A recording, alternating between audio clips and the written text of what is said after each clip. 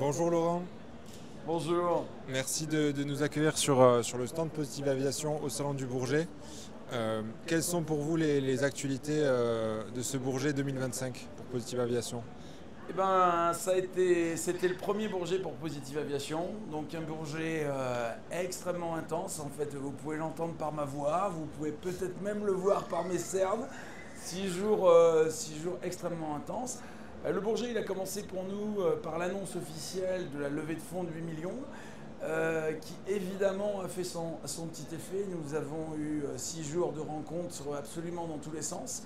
Alors, rencontres avec des autorités publiques, la région, des ministères. Nous avons eu rencontre avec évidemment la sécurité civile, nos futurs clients. Énormément de rencontres avec nos futurs fournisseurs, fournisseurs de pièces, fournisseurs d'ingénierie. Un vrai effet curiosité, vrai effet nouveauté. Beaucoup de gens qui sont venus parce qu'ils n'en croyaient pas les yeux de ce projet, à qui il a fallu expliquer et qui sont sortis pour la plupart avec de la lumière dans les yeux. Pour finir, on a aussi eu un contact avec le public. En fait, nous avons fait le choix, après les journées professionnelles, de rester 2 jours aux journées grand public. Ça a été aussi l'occasion de présenter ça au grand public, aussi de présenter le crowdfunding à travers WeSeed. Et ça fait du bien. Ça fait du bien de sentir des gens enthousiastes, des gens qui nous remercient de faire ce qu'on fait. Bref, un super Bourget. Point de vue client, le Bourget, c'est pas là où on va trouver nos clients. Nos clients, on les voit plus dans d'autres congrès, comme les congrès spécialisés de lutte anti-incendie. Mais on a eu quelques visites, Français, Cameroun, Malaisie, Indonésie, Équateur. Donc aussi des clients. Pas d'annonce, ça va venir bientôt.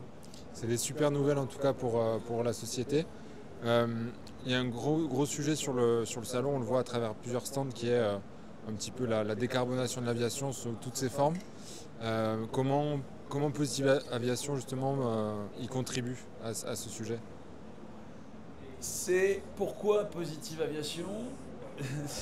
Positive Aviation, c'est l'idée que l'aviation doit effectivement réduire ses impacts négatifs sur le monde. C'est la décarbonation de l'aviation, mais l'aviation peut avoir un impact positif sur le monde.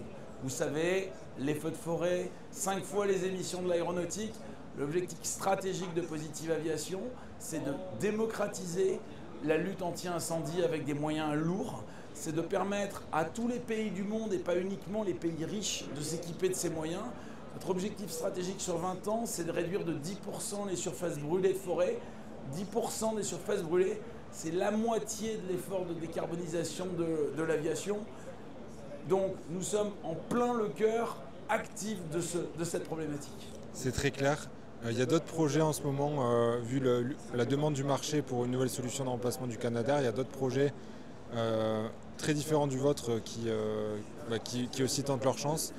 Qu'est-ce qui fait que Positive Aviation est si différent et voilà, Positive Aviation, on est les derniers arrivés.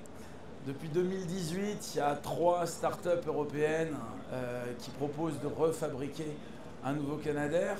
Positive Aviation, c'est la réponse de gens extrêmement expérimentés de l'aéronautique qui malheureusement estiment que fabriquer un nouveau Canadair en 2025 dans le secteur aéronautique, c'est une super idée, ce serait un super projet. Mais c'est un projet entre 2 et 5 milliards, très difficile à financer pour 4000 avions.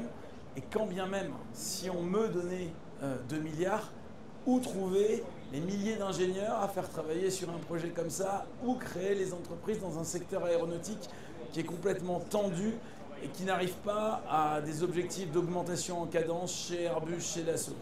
Positive Aviation, c'est, j'ai envie de dire, la solution pragmatique de professionnels de l'aéronautique pour justement essayer de livrer et pas de simplement rêver à un nouveau Canadair qui malheureusement me paraît compliqué à faire.